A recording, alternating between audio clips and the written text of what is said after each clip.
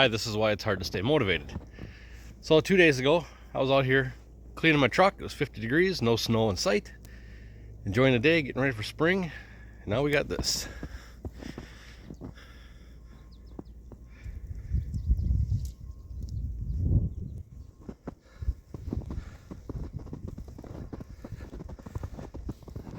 It never ends. We've had like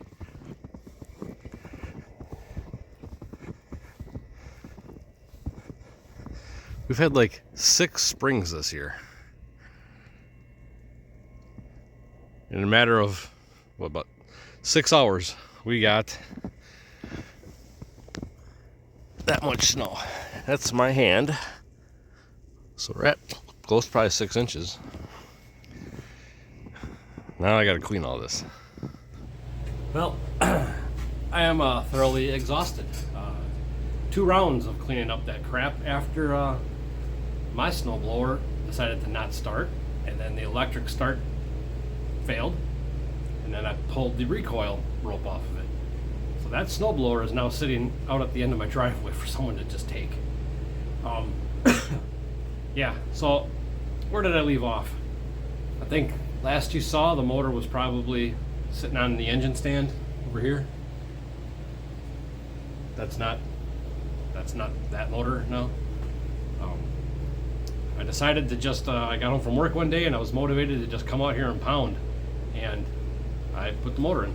So the last couple days now, I've just been stumbling all over the place.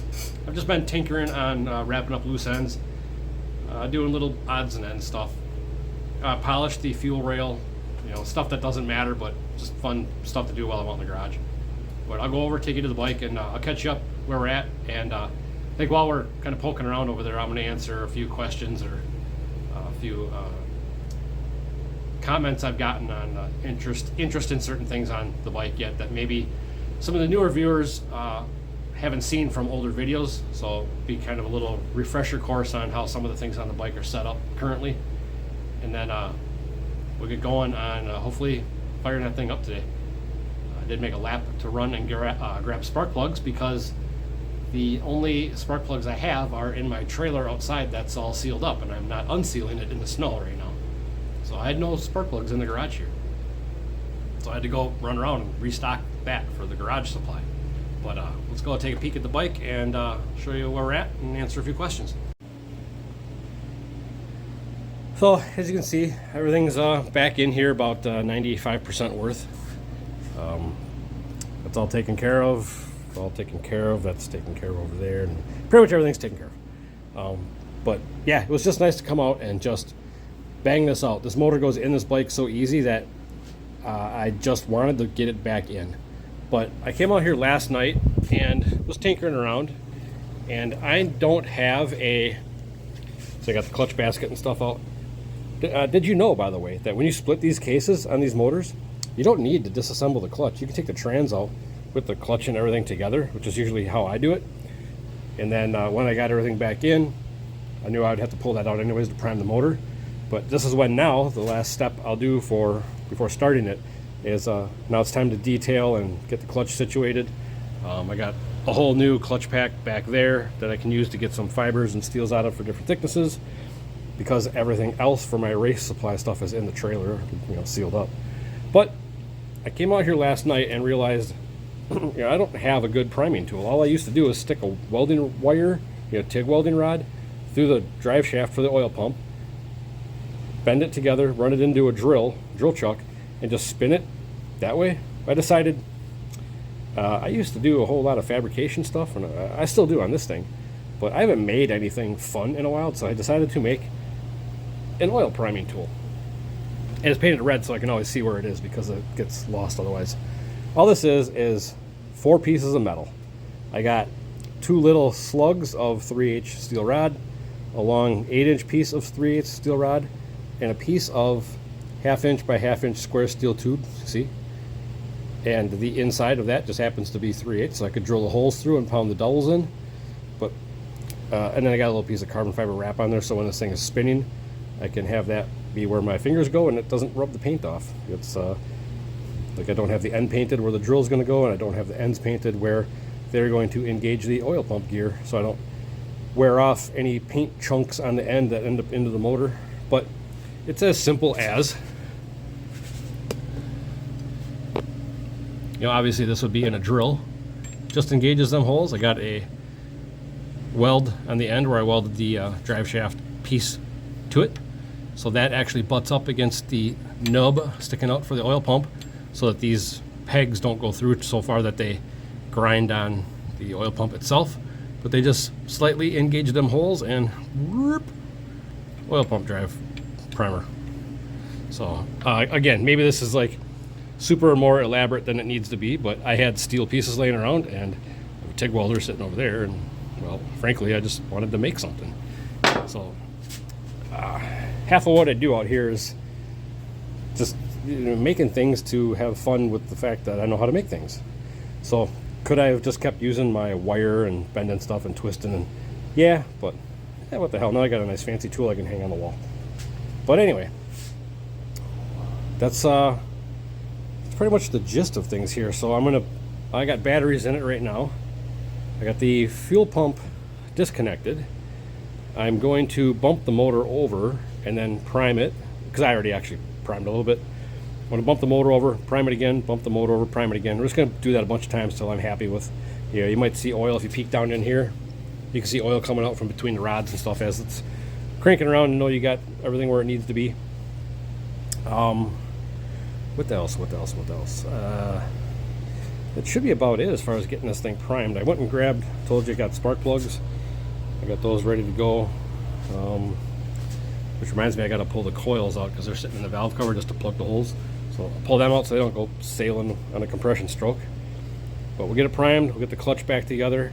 I'm going to pump out the race gas that's in there, and I'm going to put methanol in there. I'm actually going to start it on methanol because heated garage now, so it'll start fine on methanol as opposed to a fresh start on methanol in a garage that's about 40 degrees or colder actually.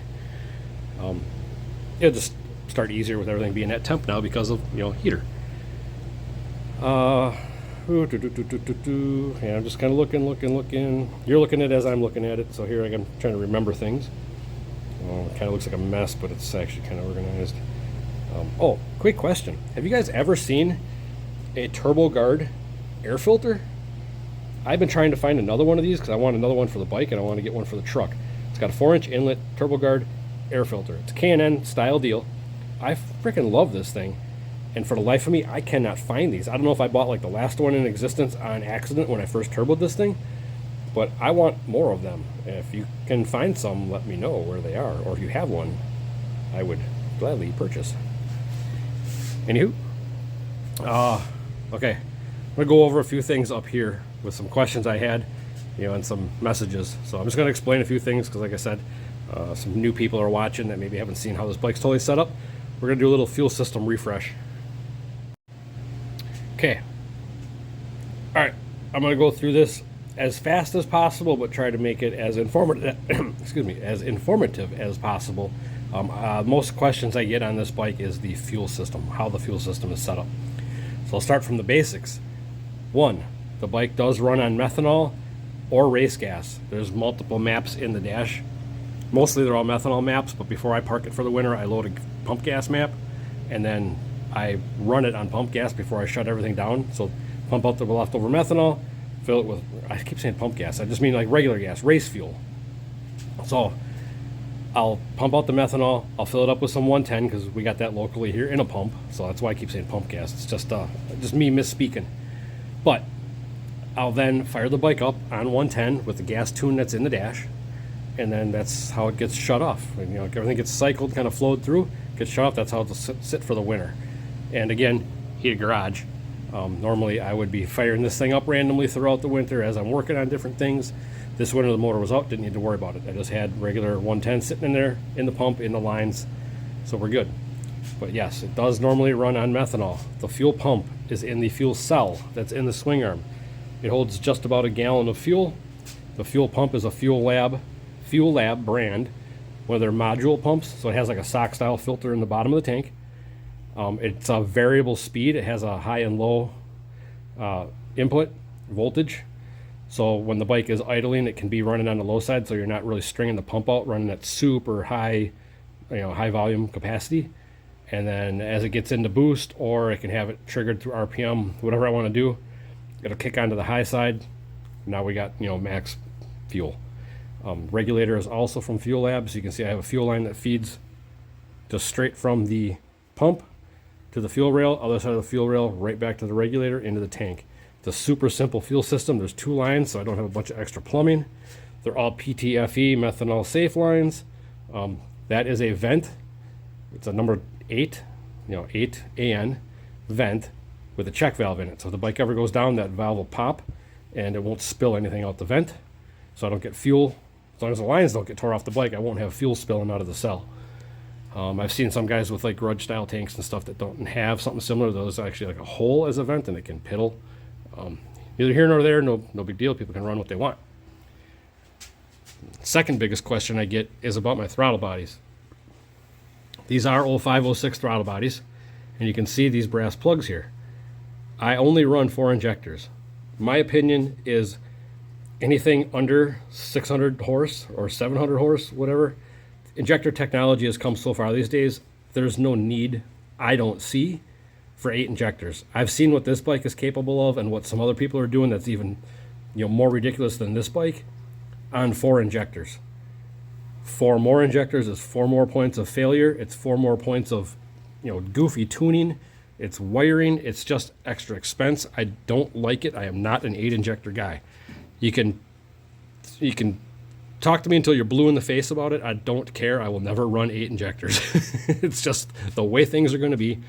Like I said, the injector technology has come so far that you can run big enough injectors to support just about as much horsepower as you can make and still have the bike idle and drive like a normal bike.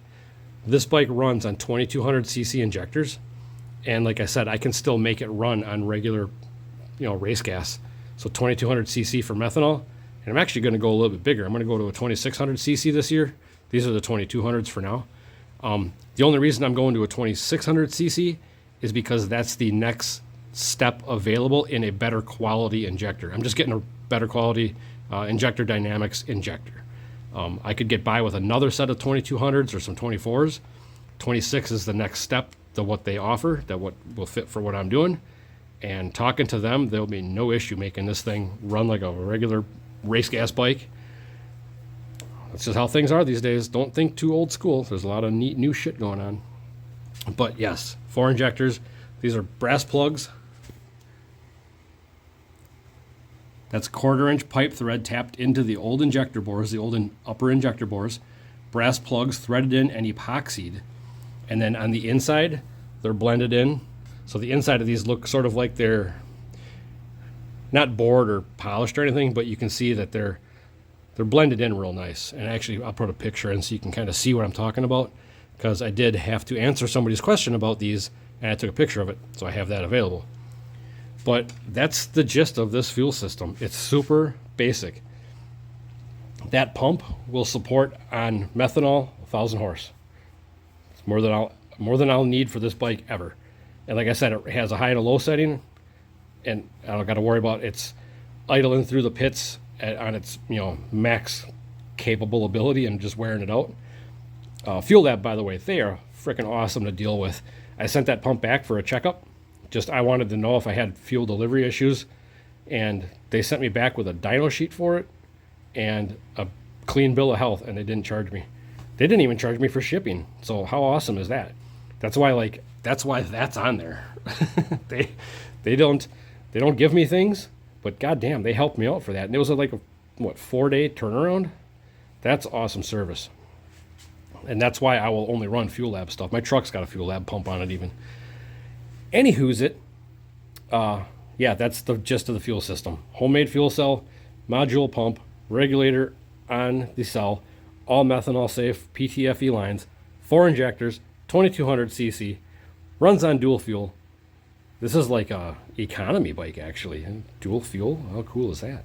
I could actually run this on E85 if I wanted to, but that's lame when you have methanol available. So yeah, let's get going. That's enough jibber jabber about the fuel system. Hopefully that answered some of the questions that I've been getting recently about how this fuel system is set up. One other thing I was asked about recently is, yes, I run an oil pressure regulator to the turbo right there. It's a 40-pound regulator from TurboSmart. It's non-adjustable, set up 40 psi. Feeds off the motor, runs into the turbo, and then the bypass line out the bottom comes along here, and then drains right back into the water pump block off.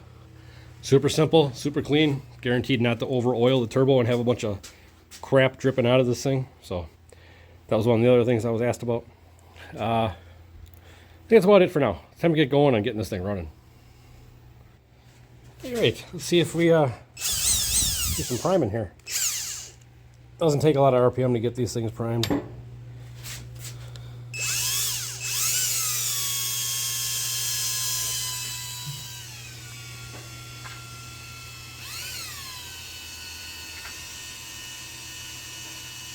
$17, $18, $20. Starting to get oil coming out of the transmission shaft.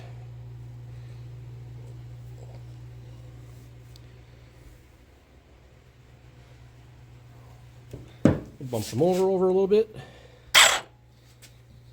Give her a little more.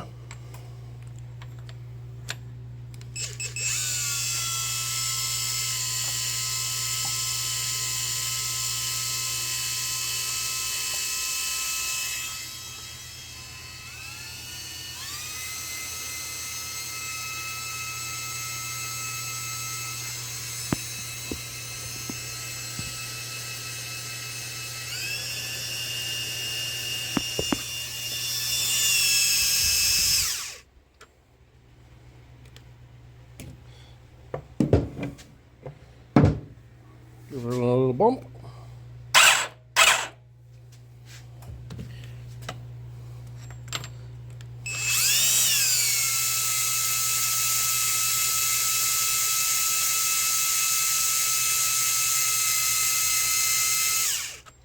All right, one more bump and then we'll put her back together.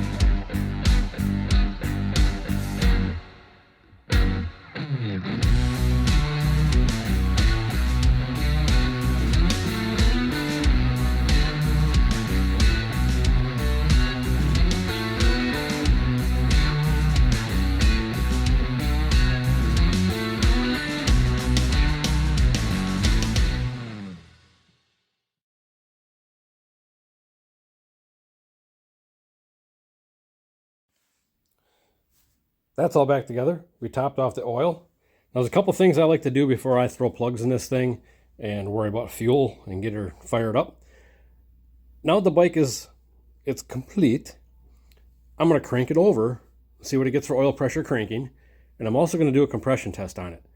I always do this, actually, when on the engine stand even, right after I degree the cams, I spin it over with the wrench, and I put a compression gauge on it, and I just make sure that I don't have a valve or something's not wrong, a valve hanging open. I missed something degreeing the cams, and we got exhaust valves are all stuck open or hanging open, or shit's out of time. It's just a way for me to just kind of confirm everything in the steps of getting to this point. So now I'm going to put a compression gauge on it, crank it over with the actual starter. We're going to see what we get, as a cold, fresh number. It's an irrelevant number. I mean, the motor's not hot, the rings aren't seated. We're just getting an idea that everything's good before we continue to the next step of firing this thing up. So for now, we're just going to crank it over. Hasn't been running yet or nothing, so there's no plugs in it or nothing. And we're just going to see what we get for cranking oil pressure. So it's that red block there, 0, 0.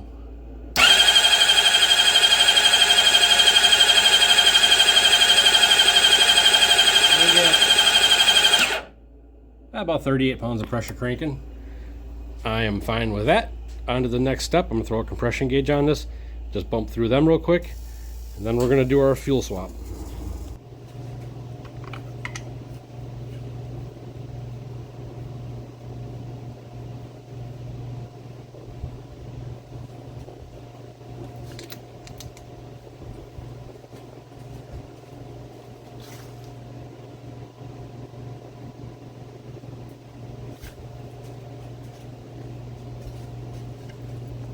Okay, let's see what we get.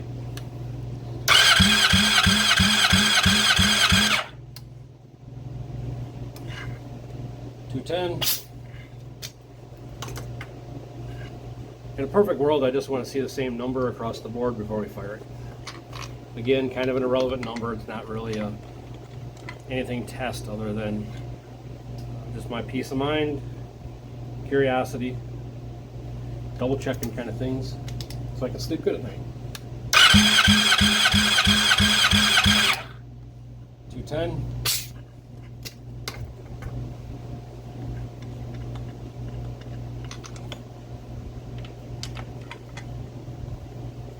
I guess you could say we're still getting some more oil primed and cranked through the motor. So it's like a double win. $210.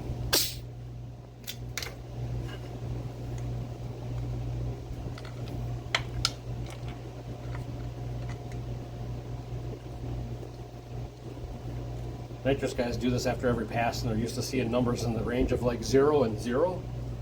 Somewhere in the area of 0.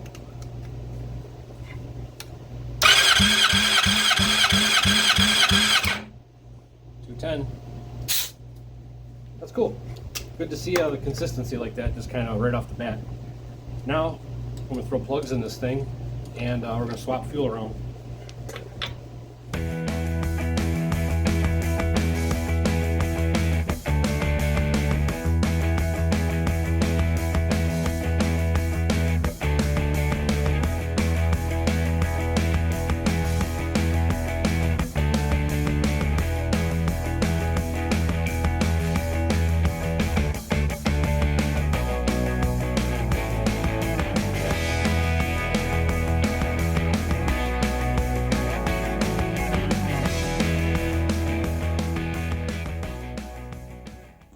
So all I got to do to swap fuels now is I'm going to pull the line, return line, go into the regulator, because it just goes pump, rail, rail, regulator. I'm just going to pull off that line from the or go into the regulator and just run it into this, and then I can just manually turn on the fuel pump in the dash, and we'll just we'll flow that cell dry.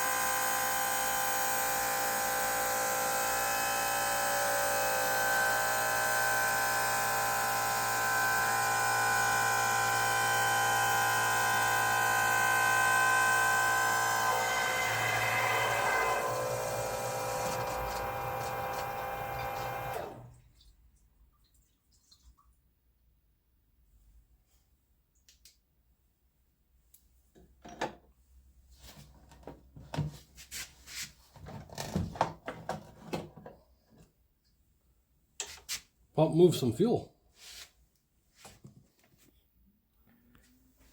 So we got our compression test done, oil topped off, fuel is swapped out.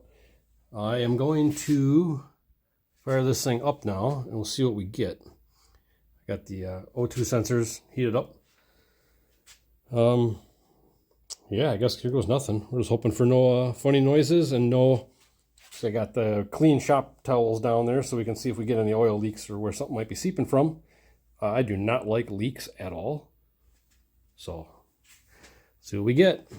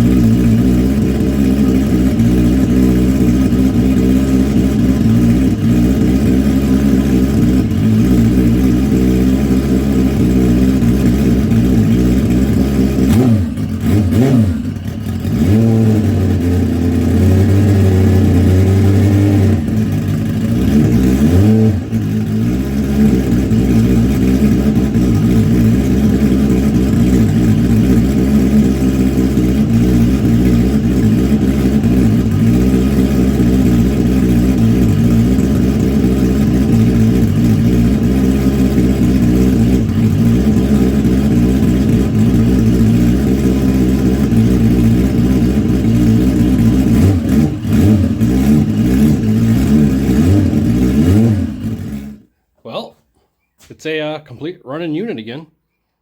I'm just going to, I don't see any pending issues. I did forget one copper washer on one of the transmission studs. Had a little oil seep there. No big deal. Caught it fast. I'm just going to keep heat cycling this. From the last clip you saw to now, I've already heat cycled it 3 times. I'm taking it up to like 210 degrees and then let it cool off to like 150, see how it restarts. Restart it, shut it off, restart it at 180, let it cool down. I'm just going to keep doing that, restarting it at different temperatures, let it get warm, shut it off. Just to basically, the tune, I agreed the cam is different than last time. And there was some issues with the whole last go around that I found taking this apart. And I was trying to compensate for them with the tune. So the tune is real close, but there's a few holes I got to correct. Altogether, I'm happy with it. It was cold, it popped off right away. Rev's pretty clean. The more I heat cycled it, the less oil and shit I was getting out of the exhaust. Like, this stuff has been sitting for half a year at this point. Well, maybe not that long, but you know what I mean. Yeah, like I said, we're just going to keep kind of going through things and just checking for leaks and looking things over. And we're going to keep an eye on these towels down here to look to see if we get anything dripping. I I basically resealed this entire motor too. Just all the gaskets and O-rings and everything that are normally in these things, I had been reusing and reusing and reusing. All the mid-season maintenance and everything comes apart and goes back together. It was time to give her a freshen up. Things were starting to get a little damp around the joints. Data logged the last couple starts, and we'll look at that. All in all, I'm really happy with this. I'll nut and bolt it yet. I got to bleed the clutch out. That's pretty much it. I think we'll be good to hit the track, I guess, when they open up. Seeing as how we just got 6 inches of snow last night, I don't think that'll be tomorrow anyway. So that's that. Clearly, I have the garage door open because methanol is killing me. I'm pretty much gonna die early because of that. But I